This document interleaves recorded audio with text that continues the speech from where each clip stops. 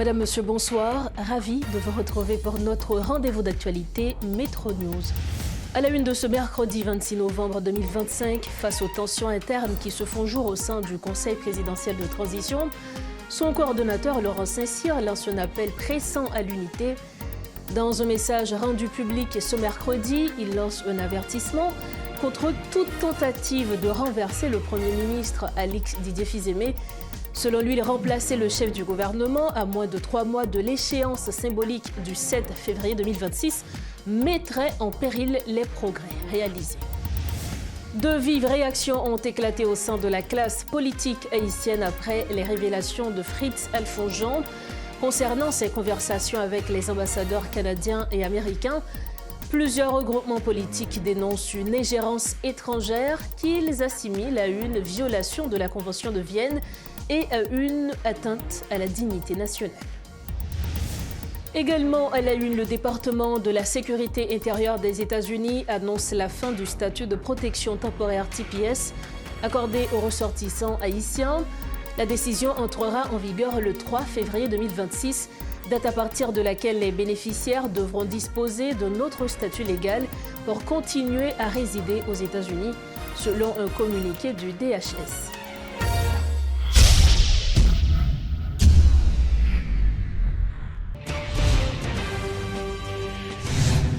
Bienvenue au développement des titres de l'actualité. Dans une lettre adressée aux membres du Conseil présidentiel de transition, le coordonnateur du CPT, Laurent Saint-Cyr, appelle à la sérénité et met en garde contre les initiatives visant à révoquer le Premier ministre Alix Didier Fils-Aimé, qu'il juge déstabilisatrice pour le Conseil et inquiétante pour la population comme pour les partenaires internationaux. Alors que le mandat du CPT approche de son terme, il estime que le changement de gouvernement à ce stade compromettrait les efforts en cours pour rétablir la sécurité et organiser les élections, même si des ajustements mineurs restent possibles. Refusant tout bouleversement majeur de l'équilibre institutionnel, il réaffirme sa responsabilité de préserver la stabilité et la continuité de l'État et déplore des décisions envisagées qui, selon lui, menacent l'intérêt supérieur du pays. Soulignant les récents progrès sécuritaires et le soutien renouvelé des partenaires internationaux, il exhorte les conseillers à maintenir le cap vers une transition pacifique et ordonnée, fondée sur le dialogue, la collaboration et l'unité, afin de répondre aux attentes urgentes de la population.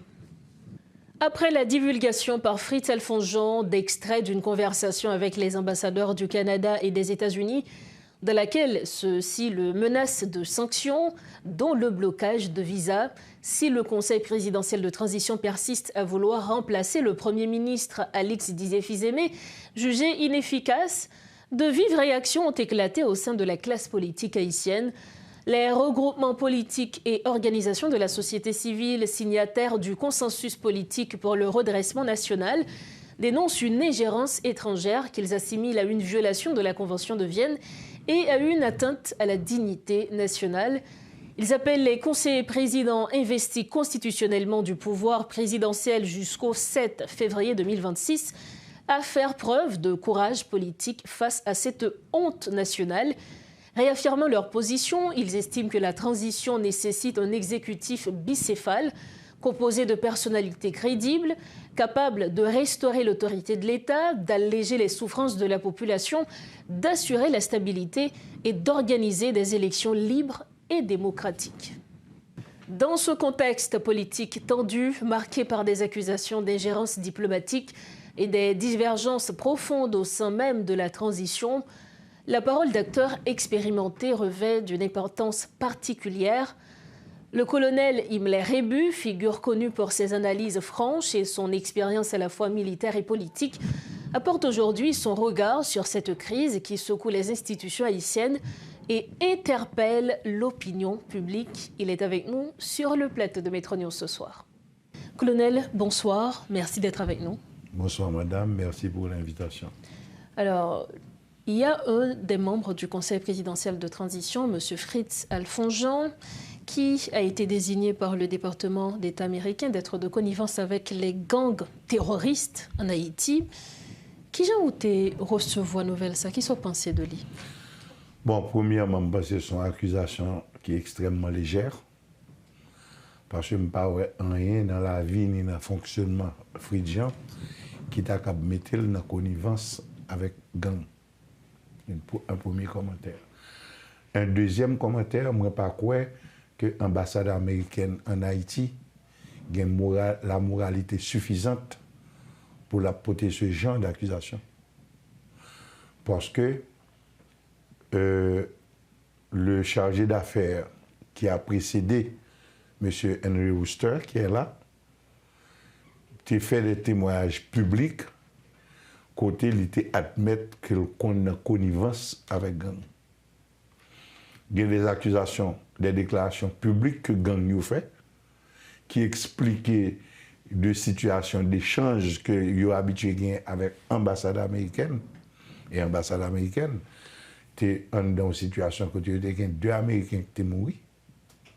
Pour arriver à rentrer en possession de corps, pour être transféré aux États-Unis, ils ont été obligés à Chita discuter de ça avec autorisation vite l'homme. À partir de ce moment, l'ambassade américaine en Haïti n'a aucune autorité morale pour la dire les punir monde parce que on a fait gang. Il faut commencer par tête moyen pour punir tête eux-mêmes. Ensuite, le drame que nous sommes en train de vivre, les Américains en sont responsables à 95%. Ils font toujours des promesses, mais n'ont jamais rien fait pour apporter une solution réelle au drame que vit le peuple haïtien. C'est à partir de la caillou que les âmes capturées en Haïti ont sorti, munitions pareillement. Donc, c'est leur fonds de commerce. Et à chaque fois que dit qu'il a fait deux bagailles pour permettre que joignent une solution à la crise sécuritaire là, c'est toujours des mensonges. Et ce sont des mensonges sur le papier. N'importe qui boit analyse, qui regarde, qui lit, qui Saoudia, autour de Saoudia, pas fait. C'est même cette affaire de 5500 troupes, il y a envoyé force de suppression des gangs, non? Leur fin dit force de suppression, qu'on a commencé, mettons l'autre verbe, répression. Donc, les deux verbes ne se valent pas. Et qu'est-ce qui a été fait? Quel est le premier geste qui a été fait dans le cadre de la mise en place de cette force? Moi, en tant que militaire, finalement, ils ont admis sur le papier qu'il faut des forces militaires. Très bien. Et ils continuent dans la même dynamique d'apporter leur appui uniquement à la police nationale, qui vient porter toute charge là, et on charge sur le plan technique la police nationale pas capable de résoudre ce genre de problème. Ça, tout le monde connaît. Donc, moi, je crois que je suis très étonné de la nature de l'accusation qui a été portée contre le personnage qu'on appelle Fritz Alphonse Jean. Alors, en réaction justement, conseiller président Fritz Alphonse Jean, pas de printemps pour te répondre dans un point de presse qui était organisé. Il était évoqué raison qui t'a fait que le département d'État américain t'a pris une décision ça contre lui, c'est parce que au niveau de conseil là, il y a de initiatives qu'a prend pour t'a changer premier ministre actuellement, monsieur Alix Didier Fils-Aimé. Est-ce que selon même c'est une raison suffisante, m'avait dit moins pour que un pays prend une décision contre un membre non conseil présidentiel transition? Bon, premièrement, moi pas fin quoi, parce que je ne suis pas capable d'imaginer que la diplomatie américaine t'a capable tomber aussi bas. Parce que dans le fonctionnement, par exemple, moi sûr, j'ai l'absolue certitude qu'un diplomate français pas jamais fait ça qui passe. Parce qu'il y a une différence entre le dire et l'écrit. Il y a des bagages nous rencontre avec mon non capable de dire. Mais permettre que un responsable d'un pays ait un élément probant en main que un diplomate étranger permette d'arriver à une telle exagération par écrit en plus. Je ne sais pas un grand diplomate au monde qui a fait. Et je suis sûr que ça va avoir de très grosses répercussions au niveau de la diplomatie américaine. Parce que c'est tout simplement pas admissible. C'est deux bagages qui sont capables de faire même Jean-Edmond Mulet. Alors, ouais, président Préval. Il fait le menace là. Là, il n'y a que la parole du président Préval contre la parole d'Edmond Mulet. Parce que c'est dans le dire. Mais arriver à l'écrire, et il y a une bizarrerie. C'est plus ou moins le même texte. M. Ouster a été plus impertinent que l'ambassadeur du Canada. Mais c'est le même fond de texte. Donc ce n'est pas admissible.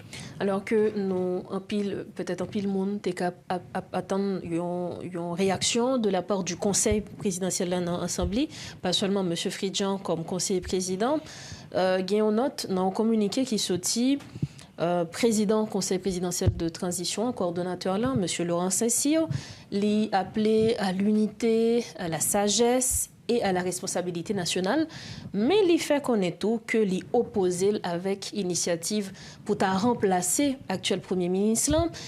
Est-ce que ça prouvait que gagner de gros clivages, de gros problèmes dans mi-temps Conseil présidentiel transition et surtout pour question changer ou pas Premier ministre? Bien, le n'a parlé de changer ou pas Premier ministre, les arguments de M. Fridjan, ce sont des points, des lieux communs. Déficit de résultats, c'est tout le monde. Mais il faut être juste, mais pas penser que déficit de résultats est capable de passer seulement au compte de M. Alex Fizeme et Didier. Donc c'est et le CPT et le gouvernement ils sont communément responsables. Et déficit de résultats pas venir aujourd'hui. Oui. Oui, ça fait près d'une vingtaine de mois que là, ensemble, il y a pataugé et dans des désordres extraordinaires, dans des stratégies erronées et résultats pas là. Donc, c'est une responsabilité partagée. Didier Alex Fizeme, c'est évident que le pas de résultat, mais contre-performance, c'est contre-performance, c'est pété à tout. Deuxièmement, il ne faut pas oublier, et il y a un bagage qui est extrêmement subtil, il n'y a pas évoqué, la position américaine peut être une position intéressée. Parce que, pas oublier, qu'il semblerait, parce que c'est tellement énorme que je ne peux pas croire vrai, que Didier, que le Premier ministre, a signé des contrats extrêmement intéressants du point de vue financier avec des Américains.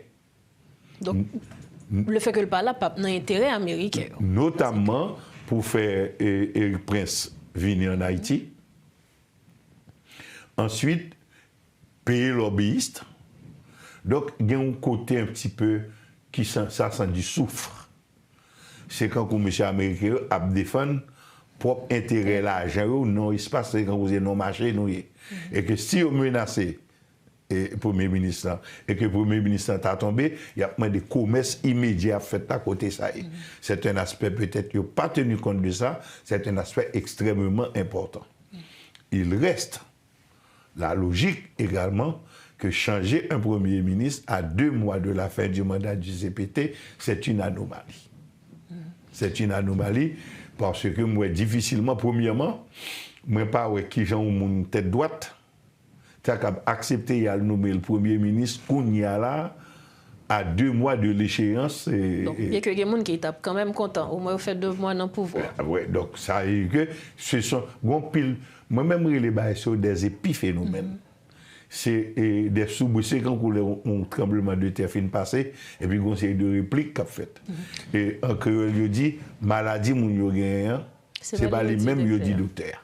Est-ce que dans cas précis ça gagne un pile observateur qui estimait que au-delà de Fridjan qui c'est moun qui c'est personne mais il y a appartenu à un conseil et M. Fridjan en quelque sorte il voulait dire conseil présidentiel transition à tout. Selon l'observateur, il y a un plutôt de conseil là, de 9 membres, en position qui unifiée pour dire que même Jean s'arrivait, Fridjan, ça t'est arrivé en l'autre membre dans le conseil présidentiel dans tout. Pour qui ça, dans le cas ça justement, pas de considération ça qui fait, mais plutôt gagné jeudi là d'un côté Fridjan dans point de presse qui dit clairement initiative gain pour mettre premier ministre là en tête, et puis jeudi avec un communiqué qui dit que président conseil présidentiel transition actuellement lui opposé avec tentative. C'est une fuite en avant. Pour qui ça? Mais qui j'en analysé.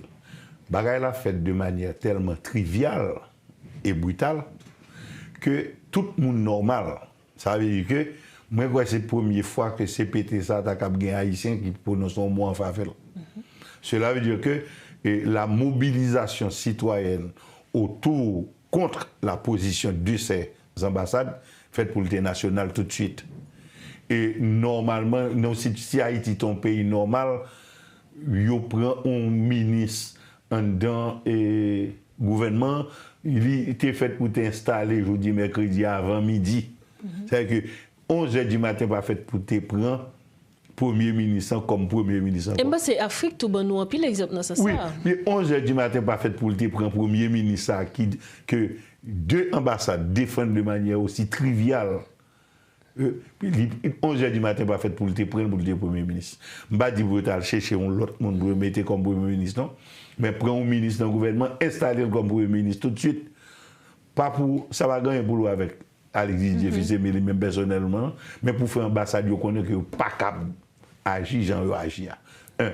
Deuxièmement, tous les deux ambassadeurs étaient faits pour te convoquer tout de suite après l'installation du Premier ministre. Ils ont convoqué tous les deux ambassadeurs pour qu'ils aient explication son prise de position publique comme ça. Maintenant, pour cela, il aurait fallu que vous rejoigniez 5 personnes qui étaient capables de prendre résolution et prendre décision. Et c'est là, monsieur qui dans CPT, où examen, il va le passer. Parce que c'est pas réagir qui pourra le faire, ils ont échappé ou même à sanction par eux qui venir. D'autant que il y a parmi eux qui censé déjà son sanction morale de la nation. Donc c'est une occasion en or pour faire un coup de colère, ça veut dire un coup de colère positif, pour être capable un petit peu virer. Même je continue de croire que ce sont des épiphénomènes. Je ne sais pas qui j'en sortir dans ça. Je ne sais pas qui j'en sortir là. Et la blague et Laurent Saint-Cyr raconté à bon vidéo le TP Bouchli. Pour qui ça?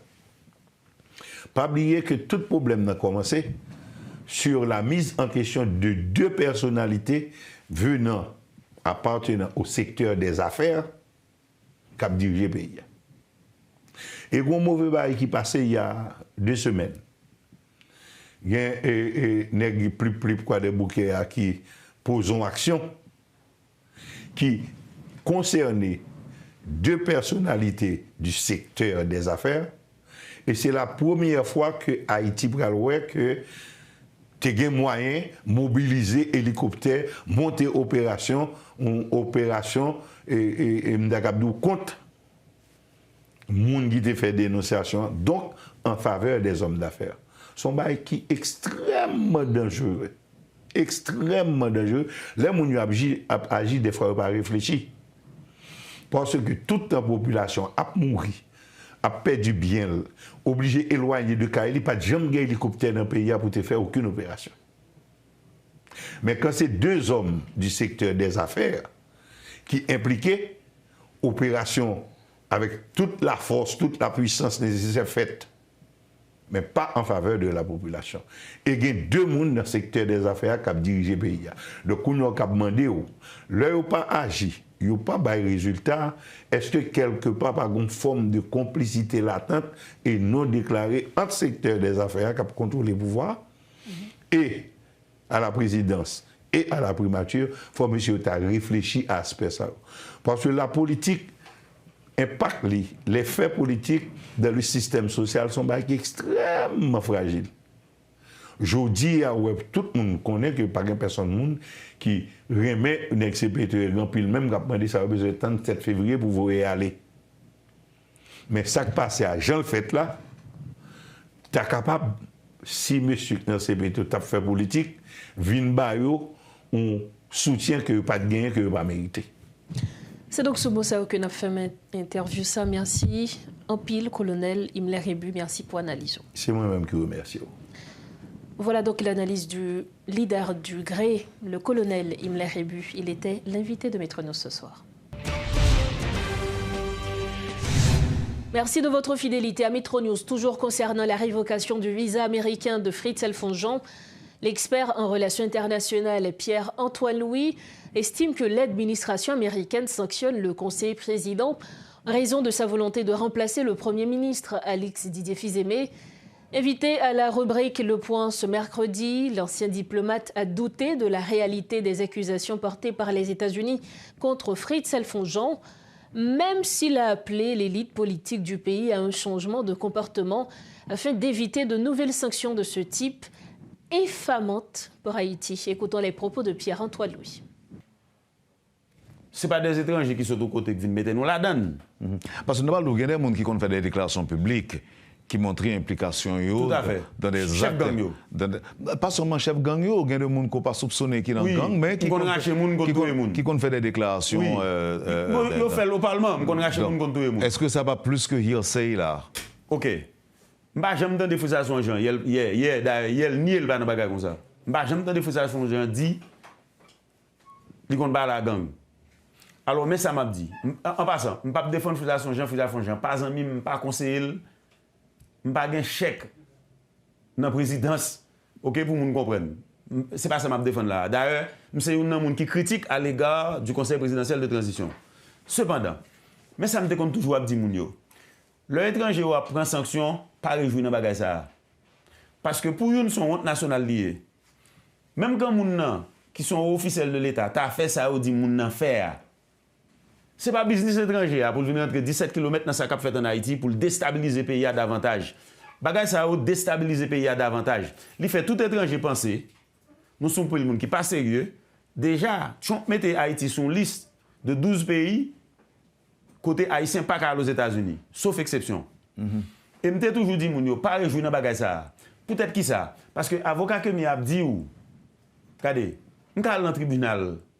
Soit font procédure sur base ça dit ça me lie yo dit sanctionner Fridjan yo dit sanctionner l'autre monde yo sanctionner OK entrepreneur yo politicien yo dit sanctionner c'est pas que pas un vagabondage en Haïti nous avons paquet de vagabondage en Haïti un paquet de voyous en Haïti un paquet de malfaiteurs en Haïti gain impunité en Haïti que l'action publique haïtienne soit mise en mouvement contre les contrevenants à la loi. Autre dossier, le département de la sécurité intérieure des États-Unis annonce la fin du statut de protection temporaire accordé aux ressortissants haïtiens.